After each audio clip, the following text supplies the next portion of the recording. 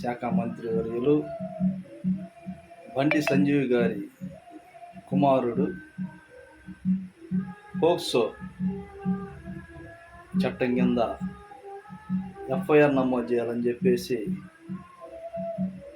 హైదరాబాద్లోని Basheerbagh police station నందు 17 సంవత్సరాలు యువతి వాళ్ళ తల్లిదండ్రులు కలిసి ఫిర్యాదు ఇచ్చారు. ఎందుకు ఇచ్చారంటే 17 సంవత్సరాల యువతిని హోం సహాయ శాఖ మంత్రి వారి కుమారుడు బండి భగీరథ్ గత కొంతకాలం నుంచి ఆమెను శారీరకంగా ఆమెని ఉపయోగించుకుంటున్నాడని, ఆ మహిళ చనిపోవటానికి కూడా 2 సార్లు ప్రయత్నించిందని వాళ్ళ తల్లిదండ్రులు ఆ కంప్లైంట్లో వివరించడం జరిగింది. మొయినాబాద్ గెస్ట్ హౌస్లో బండి భగీరథ్ 17 సంవత్సరాల యువతిని అత్యాచారం చాలా దఫాలుగా చేశాడని ఆ ఫిర్యాదులో పేర్కొనడం జరిగింది. ఇప్పుడు పేదలకు ఒక న్యాయమా, రాజకీయ నాయకులకి అదేవిధంగా మంత్రులకి ఒక న్యాయం అనేది ఇప్పుడు మనందరం గమనించాల్సిన విషయం.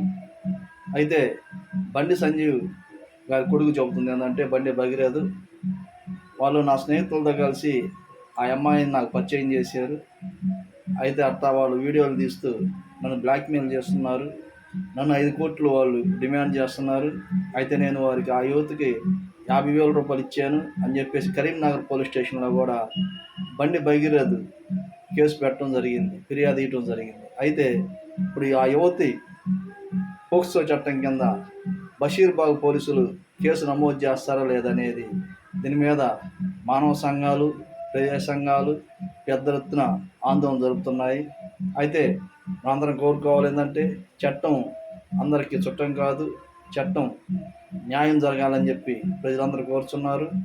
ఆ యువతికి న్యాయం జరిగే వరకు మానవ సంఘాలు, ప్రజా సంఘాలు పోరాటం చేస్తాయని చెప్పి హెచ్చరిస్తున్నారు. కాబట్టి తెలంగాణ డీజీపీ గారు అదేవిధంగా ముఖ్యమంత్రి వర్యులు ఈ యువతి ఇచ్చిన కంప్లైంట్ను ఆధారం చేసుకొని విచారణ చేసి ఆయన కేంద్ర మినిస్టర్ గారైనా ఎవరైనా కానీ చట్టపరమైన చర్యలు తీసుకొని ఆ యువతికి అన్యాయం జరిగితే ఖచ్చితంగా బండి భగీరథ్ మీద చట్టపరమైన చర్యలు తీసుకొని అతని మీద పోక్స్ యాక్ట్ చట్టం కింద కేసు నమోదు చేయాలని చెప్పేసి మేము దళిత హక్కుల పోరాట సంఘం తరఫున డిమాండ్ చేస్తున్నాం.